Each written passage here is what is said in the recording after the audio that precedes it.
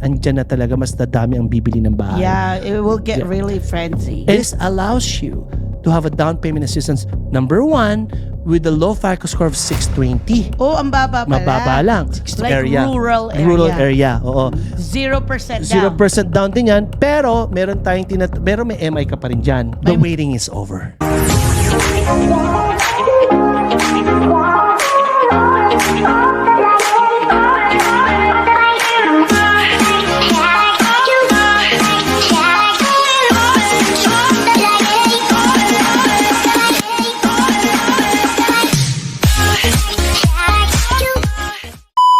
Hello, everyone. This is Eizabeth Velasco from the Velasco team of Remax Gold, and this is Alvin Reyes with Supreme Lending. And welcome to episode 27 of Bahay Pinoy Sa Tate. Yes. Hello, Alvin. Ate. How are you? I'm good. Good. My goodness. I mean, January is almost done. Exactly. Hindi pa tapos ang quarter 1 or first quarter, pero Eizabeth, I am seeing home buyers going out there right now. I know, me too. Kasi, Sobra, I mean, for like in 2023, alam naman. talagang may, parang dead ma, ginost ako ng most of my clients. 2023 was brutal di ba? Yes. And guess what, guys? 70% of the home buyers back in 2023 was on the sideline.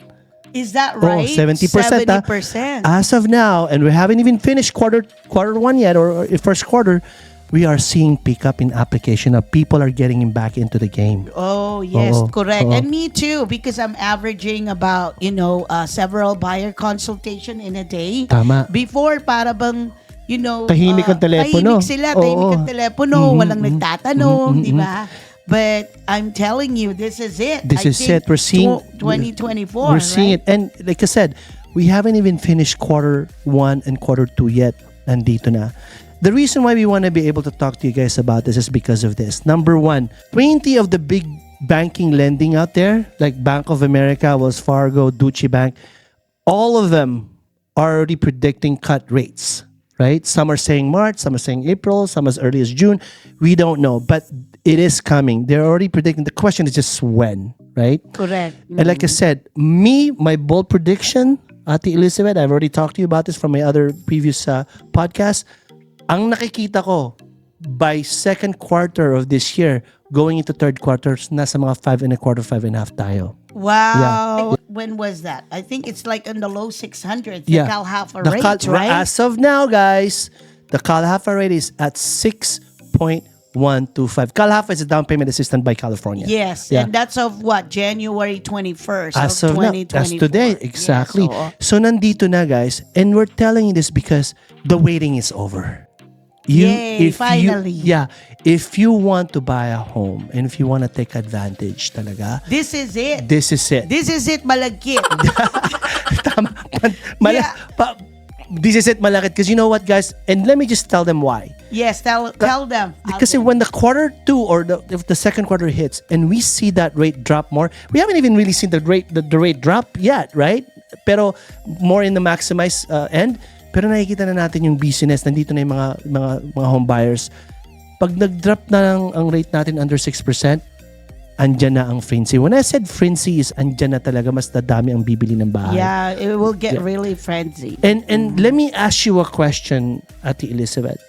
With the rate going down, how do you foresee when it comes to inventory? Alam naman natin, 2023, yan ang isa sa pinakamalaking problema natin, inventory. Correct. Diba? So, right? well, with, just like what I said, yung 2024 prediction ko is definitely, we're actually started to pick up and the inventory will start picking up as well. Correct. Kasi, what I see is because the interest rate have started coming down. Correct. So people who are looking to upgrade, downsize, now manageable na yung magiging monthly payment nila. Tama. And plus with that huge equity that they have. They can actually put that huge down payment, which is mas magandang magiging monthly payment, mas magandang bahay, and it actually meet their needs. Tama. And guess what, guys? And this is the prediction, and this is what we're seeing already, right?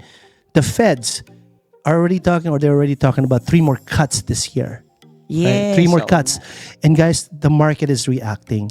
I cannot tell you how important it is for you guys to know this. Lalo na yung mga nasa sideline na naghihintay. Because remember guys, I don't blame you guys kasi 2023, before November, we were almost at 8.5%. Oo nga, 8.5. Grabe. And I cannot blame them. Yeah. Hintay tayo dito. Even though I said married the home, date the rate, divorce the rent. Pero guys, we're seeing it now. And we're seeing people going back to the court or going back to the game. My suggestion, if you guys want to buy a home, either it's a second home, investment property, or upgrade, you gotta do it now. Kasi, again, hindi natin alam kung anong mangyayari when the rate drop at 6%. Yan ang nakikita ko. Yes. Babalik. Actually, me myself, I've actually been seeing it a lot. Here in Sacramento, a lot of builders, nagkakat na sila ng mga incentive. Tama. Dati nun, halos ipamigay na nila yung bahay, di ba? So ngayon, it's like, in 2023, I was able to negotiate 50,000 incentive, wala ng credit. 70,000 incentive, 30,000. Now it's like, katiting na lang kung magbigay sila. Because the demand is there. People are going back in home buying. Now, another question that I have for you, Eizabeth, okay? Now, 2024 is here. We already know that the rate's gonna drop. We already know that, okay? Now, sa mga kliyente mo, right, na sinasabing lang, nako, baka bumaba ang presyo ng bahay. Hintayin namin. Diba? Kasi maski anong sabihin natin guys, maraming pa rin mga information dyan, misinformation. We're just waiting for the market to crash. Tell me more about this.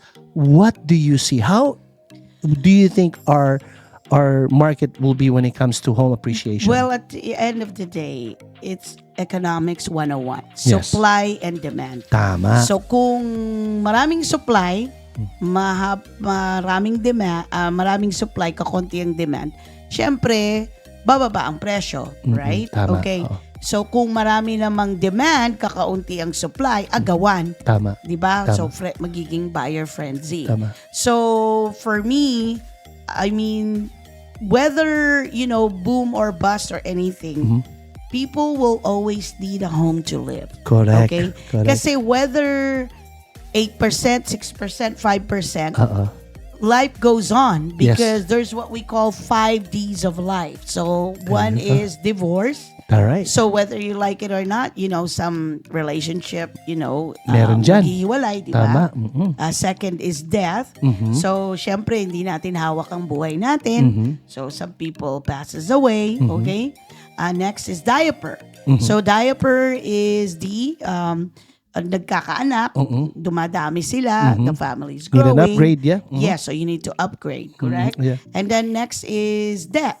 That is people have, maybe they're overextended themselves. Correct. They really need to pay off debts and liquidate this asset. So they need to, downsize. Tama. Okay? And last but not the least is nakalimutan. Okay lang yun. Ano yun? So, diamonds. There you diamonds. go. So, people get married, right? Yes. So, mag-uumpisa na silang magpamilya. They're gonna leave, New their life. parents' house. And then, these are mostly first-time home buyers. Correct. So, whether you like it or not, people will always need a place to live. And household always for. And we saw that in 2023, even though the rates are high, malakas pa rin yung demand natin, right? Yes, Nakita especially natin here yan. in Sacramento. Exacto. Yes, Now, we're talking about 7%, guys. Marami pa rin. Imagine pag nag-drop na tayo ng 6%, right? Yes, Coming 2024. right now we're on the 6% 6.1, already. yeah, 6.125 na tayo. I'm talking about 5%. Yeah, well, that's the goal. Pero ako, as soon as we see conventional under 6%, let's just say, pag sinabi ko kasi under 6%, mga 5.5, ganyan, right? That's going to be too much to take for the home.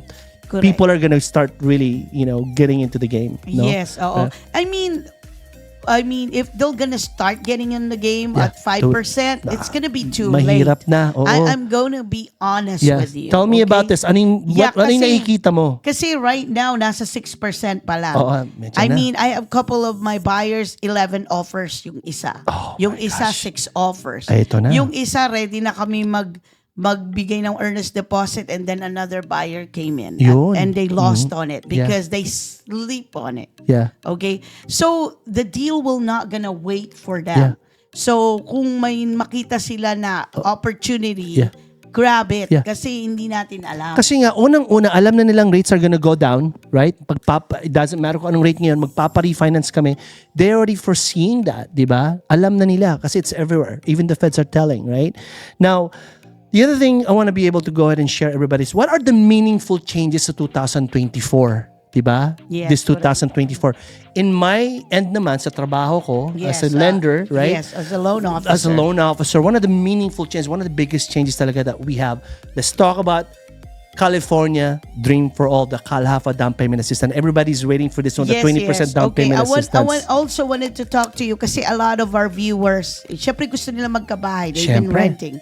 I want you to touch the topic kung saan ba sila, kung they wanna buy a home, pero wala silang pagkukunan ng down payment. And they have the income. Yes. And they have a decent credit. Tama. So let's talk about that. What are the ways for them to actually get a down payment? Down payment assistance. Now, okay, let's start with one. The main down payment assistance that we call is the Kalhafa down payment assistance. This is basically it's a California FHA. Yeah, California FHA. It's a down payment assistance by the state of California that allows you to have a 3.5% down payment up to 5%. Up to 5%. So sino magbibigay niyan? Magbibigay itong state of California. Do they need to pay it back? They do need to pay it back, but you pay this back either if you're going to refinance the home. You do have one chance to refinance with no penalties. You don't have to pay it back if the monthly payment of the rate is better and if your monthly payment is going to be lower. Okay, pero let's say nakautang sila ng 30,000 down payment. Correct. May interest ba siya? Wala siyang interest, guys. Walang interest ang Kalhafa down payment assistance by California, walang interest yun.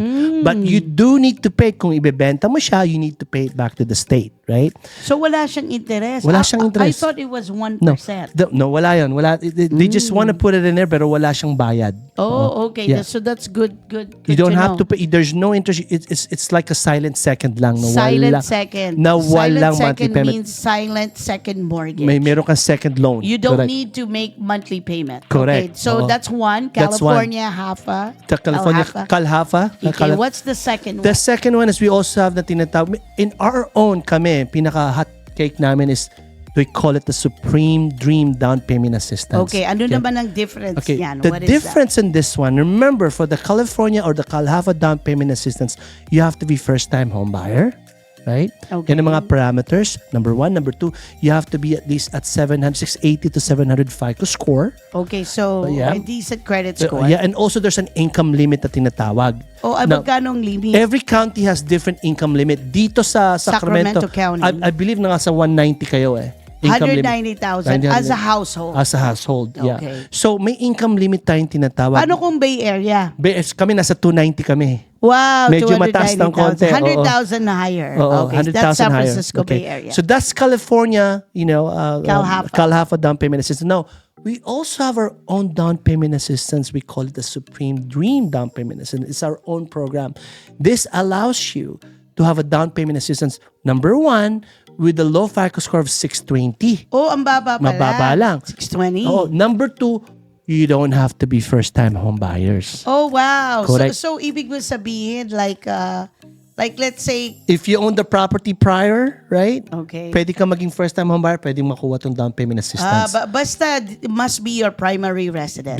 It has to be primary residence. Okay. So let's say you used to own a home 5 years ago. Pwede ka dito. Pwede ka na. And also, there's no income limit. Ay, that's walang pretty good. income limit, so it's open. Even if you make like 300,000, walang income limit. Oh, that's good to know. Yeah. So, I'm telling you this because, again, may mga parameters tayong mga home buyers dyan na medyo mababa ang FICO score. Hindi sila makapasa sa regular na down payment assistance by the California. Ito yung isang venue, ito yung isang pinto na pwede niyong pasukan. Is that conventional or FHA? It's actually an FHA. Oh, it's an FHA It's an FHA loan, pero we actually, as Supreme Lending, we just put an icing on it as far as down payment assistance. But we follow FHA guidelines. Okay, what about yung interest rate? Do you use the FHA interest rate or is it a little bit No, we do not use the regular FHA's interest rate. That's a good question. It's just because the fact that it's a portfolio loan, this is for the special scenario. Medyo mataas nga lang ang rate nito, pero guys, because of the rate has come down significantly, right? I'm gonna give you an example, right? Meron ako isang kliyente, nakuhanan ko siya ng down payment assistance, 6.75. right? It's like it's not that bad na, yeah, diba? about 0.5%. Yeah, though ang California or the Calhafa down payment assistance is at 6.125, pero ibig sabihin there's another venue if you have low FICO score, if you have income limit, and if you own property prior, diba? Pwede ka nang kumuha ng down payment assistance. So that's the second one. That's What the second about one. what's the third one? The third one is they call it the GSFA down payment assistance. Anong sabihin ng GS? Alam mo, yun ang problema ko. I don't use it a lot kaya hindi ko alam. Okay, Pero so ang GSFA is another California, basically it's another California down payment assistance, and I'll get those, what's the meaning of that. But this is really catering for more to sa mga first responder natin, mga nurses, mga police, mga emergency. mga police, mga ganyan. Mga firefighter. Mga firefighter. What it is basically you'll get the 3.5% down payment, and depending on the market, also the state will provide you, they call it the ZIP. Meron kang pang-closing cost. Magbibigay sila ng pang-closing cost. Up to how much? Normally, depending sa market, minsan it's 1%, minsan it's 1.5%, minsan it's 2%. Today, it's at 1.5%. So, nagbibigay ang state sa mga first... Ano ba yan? Libre? Free? Libre to. Wow. Oo. Pero you don't have to pay it back. You don't have to pay it back. Pero yung second mo, yung tinatawag nating down payment na ibibigay ng state, yun may monthly payment yun. Kung ano yung rate mo sa first mo, will be the same rate doon. Pero maliit lang naman ang, naman. ang mortgage sa second. Maliit lang naman. Depende sa kung anong hiramin natin. Di ba? How big is the purchase price? So again, this is the third option. Medyo mahigpit lang ang kanyang parameters kasi it's a guidelines. Yeah, it's under conventional, so you have to be at 45% debt to ratio. Di ba? Okay, so I always hear that 45% debt to ratio. What does that mean? So 45% debt to ratio meaning kung sumisweldo ka ng $5,000, kailangan meron kang natitirang almost 60% sa income mo. Pag inad na nila yung mortgage payment mo o inad na nila yung mga credit cards payment mo, dapat dapat meron kang 60% na natitira. Merong 45% debt to ratio, yung tinatawag how much coming in and how much coming out. Sa FHA is 55%. Pag sinabing 55% debt to ratio, that means out of your 5,000, pwedeng may matirang 45% lang. So yun ang diferensya. So that's good to know. Right? Okay. So again, it's a little bit more when it comes to the parameters, medyo mahirap ng konti. Okay. Yeah. So what's the fourth one? California Dream for All is also a California Calhafa, pero they call it Dream for All because they're actually providing 20% down payment assistance. Ito yung malaki. 20%. 20%. Wala kang mortgage insurance yan. Wala ka ng MI dito kasi you basically have 80% loan to value. Isa lang magiging loan mo. And you're putting down 20%, which is being provided by the states. Pero, guys, the last time we had this was last year. 9 days lang, 300 million, ubos, right? Now, ito yung bagong balita. Update to. Okay, alert so tayo. anong bagong balita? Alam ko maraming naghihintay dyan. Correct. California Dream for sure na 100%. It will be a lottery picking. Lottery picking na. Okay. Kailangan ma-pick sila. Ma-pick drawing. sila. Drawing na tayo ngayon. And what's going to happen is that this needs to be 100% first-time home buyer. Like they never ever owned a home. Never owned the home. And what we're hearing, we're trying to get more information that they're also gonna drop the income limit pa. We don't know yet. We don't know yet kasi ibibigay nila ito sa by Q2, by maybe by February. Pero they're looking and dropping the income limit pa. I heard kasi we have about 52 or 56 counties in California. Correct, yes. So how many, may allocation ba yan? Kung magkano yung 200 million? Walang allocation, kaya nga gagawin nilang lottery picking Hindi natin alam kung sino That's why it's going to be really hard. Kasi remember guys, lahat ng mga na-miss nito na the last time we had it, they're waiting to as well. Pero this time, lottery picking na lang talaga. Pinahigpit nila, Pinahigpit na. Tsaka 200 million lang talaga ang ibibigay o meron tayong funds. Kung nasa San Jose ka, an average sale price doon, 1 million. Yun nga So 200 families lang ang matutulungan so, yan. lottery picking tayo. You have to be really first-time home buyer. Correct. As of now, we don't know yet how we're gonna submit. But here's what we're hearing. They're saying that you need to be approved by the California state first. Right? And then you have the application and then you're gonna be in a drawing raffle. May isa pa na alam ko na walang down payment. Ano to? Yung sa ating mga military people. Tama, yung VA na tinatawag. I'm sorry. Okay. Okay, The Veteran VA. Administration. Yeah, so these are VA naman to, and I love doing VA because I do a lot of them. Basically, it's your privilege if you're in the reserves, or not reserve, but if you're in a service of military, you're eligible to have a VA. They call it the VA eligibility, meaning you can go ahead and buy a home with no down payment. Zero down payment. No MI, no mortgage insurance. No mortgage. I think it's the best. It's the best. For me, I think it's the best loan kasi walang mortgage insurance. Tapos 100%. 100% financing. And also the rates are pretty much the same thing. Since it's a government loan, pareho lang sila ng FHA. Yeah, kasi and the government is the one that dictates the rate. Okay. Yeah. And then also walang limit ang Walang VA. limit. Yes, based to sa DU finding desktop underwriting, there's no limit. Yes. And I heard also kapag VA loan, yung spouse lang ang pwede nilang isamang Good income. question. Is that correct? Yes. Marami dyan, yung kapatid ko gusto kong isama. No, you can, only your spouse that could be on a loan. Oh, kasi is that siya lang, right? kasi nga, partner mo siya, married kayo, so eligible din siya. Yeah. Pero mga related, cousins, lola, lolo, hindi pwede. Hindi pala pwede. And another one pa pala, isa pa, since pinag-usap, USDA. Yeah, that's the sixth one. Yeah, the sixth one is you have the property needs to be in an agricultural area. Rural area. Rural area. Oo. 0% down. 0% down din yan, pero meron may MI ka pa rin dyan. May mortgage insurance. Pero nga lang, wala ka ng down payment. You don't have to have a down payment. Zero down payment. Zero So down let's payment. say like me, like gusto kong bumili ng bahay na like 5 acres.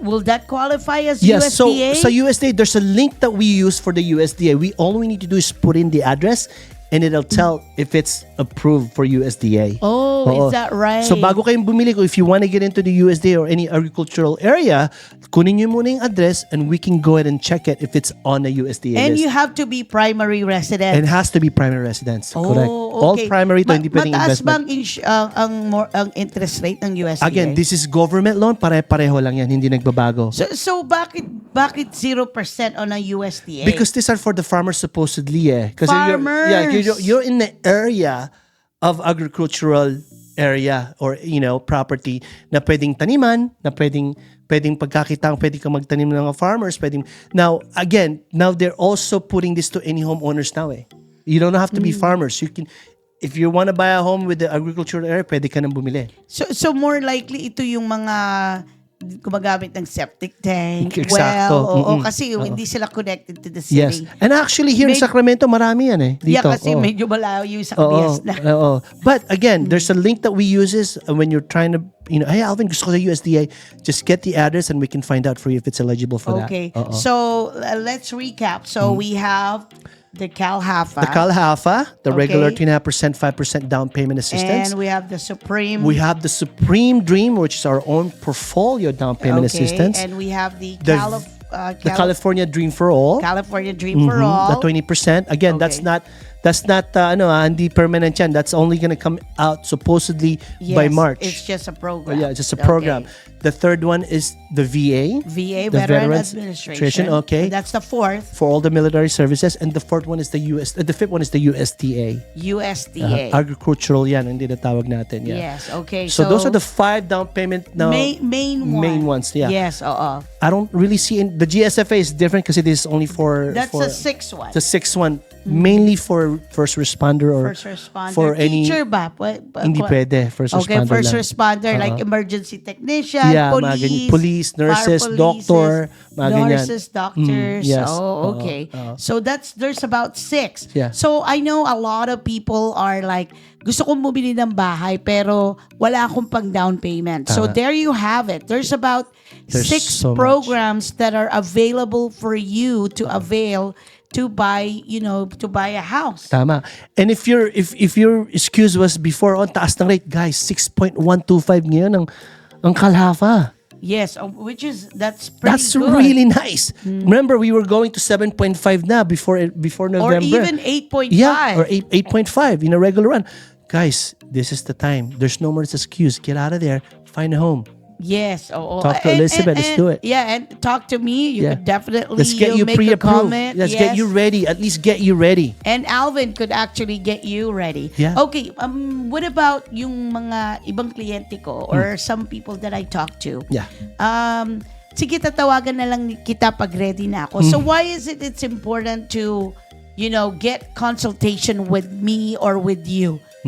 What is it that we could do for them and make it proactive instead of reactive? Correct. Okay, so for me, if you do a consultation, definitely, matuturuan ko kayo at mag-guide ko kayo kung anong mga kailangan nyo nang gawin right now to get you ready. Tama. So I'll give you example, the one that I just closed just 2 days ago. It took them 3 years to get ready. Kasi at that time, may mga problema pa sa credit, may mga kailangan bayaran, kailangan nilang mag-increase ng income or whatsoever. So it's really beneficial to get this informational meeting with us. So what about you, Alvin? What is it that you could do? Why do they need the consultation? Kahit hindi pa sila ready. Well, of course, one thing that we want to be able to go ahead and foresee is, unang-una, ano ba ang kaya mong bilhin as far as purchasing power? Right? Yes. We need to see, unang-una kasi talaga, you need to know, Alvin, ano ba ang pwede naming bilhin? Based on our income, di ba? Ano ba ang kailangan namin? How much ba ang pwede naming ma-afford? Number 1. Number 2, kung meron tayong mga credit, if our FICO score is a little bit low, may mga collections tayo na kailangan ayusin. Again, a lot of times, marami akong kliyente, Alvin, nag-aayos pa kami ng credit report eh. Pero a lot of times, you don't really know as a buyer kung ano yung dapat yung unang ayusin. Kung ano yung unang kailangan pwede natin bayaran. gawin. Yeah. Kailangan bayaran. Yeah, and actually, I have so many clients, Alvin, nakala ko kailangan kong gawin to o ganito. No. This is one of the things that we want to be able to go ahead and review you in advance para masabi namin sa inyo kung ano yung una natin gawin to put you in a better situation. So it's like you could strategize for them. Correct. Diba? Okay. And then, at saka hindi lang yan kasi nagpa-perform kayo ng credit analysis. Yes. Diba? We call it the rescoring. Yeah, Wayfinder rescoring. And as a direct lending, as a supreme lending, we do it for free. Yeah, well, which is that's good. Kasi some people, they want to go to debt consolidation first. Yeah, and I had it's actually gonna hurt them more than you think. Yeah, and I'm sorry guys, to be honest with you, a lot of those credit repair, you can actually do it by your own eh. It's just by taking action and knowing which one you need to do first. Correct, Yeah. oo nga. Marami kasi mga credit repair dyan, not all of them, but most, mga iba dyan talagang humihingi lang ng pera and wala naman nangyayari. Correct. Yeah. I don't want to say anything, but I've seen a lot of those. Yes, and you could definitely help them out on what they need to do. Yeah, we can do a wayfinder or rescoring evaluation, and I can tell you, hey, this is what you need to do. Ito mo nang bayaran natin, ito mo nang bayaran. And again, we do rescoring for free, meaning wala kayong babayaran. Again, these are some of the steps that you can do ahead to prep you in buying a home. To prep them. Kasi it takes time. Hindi Takes naman time. yan overnight na, okay, by tomorrow, ready na ako. Yeah. Kasi remember, the credit bureaus, your creditors report to the credit bureaus every 30 days. Yes. So every time you pay, your credit score go up. Every time you miss a payment, your credit score go down. The truth of the matter is, in the credit bureaus, what they do is every quarterly yan. Yes. So 4 times a year yan. They report you to all the credit bureaus and doon nila malalaman if you own money o kung may collections ka. So guys, like I said, everybody has different scenario, but listen, we can actually help you guide you guys to put you in a better situation if there's needed to be fixed. Like I said, you don't want to act when you want to buy a home tomorrow. You need to act now so we can prep you for tomorrow or for the next few months in buying a home. Yeah. Okay, but Alvin, just to correct, okay, I know the credit bureaus report you every 30 days. Yeah, kung meron kang late payments. If you have late payments, yes. Pero the whole credit bureaus, they do the reporting every quarterly. Correct. Okay, we just want to clarify that to our audience. Since 2024 is here and we know that the rates are going to be dropping, all the people that was on the sideline, ito na yun. Do not wait. This is it. Na. Let's evaluate you. Let's look at you. Let's revisit you, and then get ready na. Correct. Okay. So anyway, there you have it, everyone. So you have 6 ways to get your down payment assistance. Madami. 6 ways to get your down payment and buy a house with 0 down. Okay? Yeah. And I hope you learned something today, and feel free to share it to everyone that you know and make a comment. And if you have any topics or questions, feel free to reach out to us. Yes. Okay? We're here to help and we're here to guide you. Okay. And thank you again for tuning in at Bahay Pinoy Sa Tate. Thank you, Thank you, everyone. guys.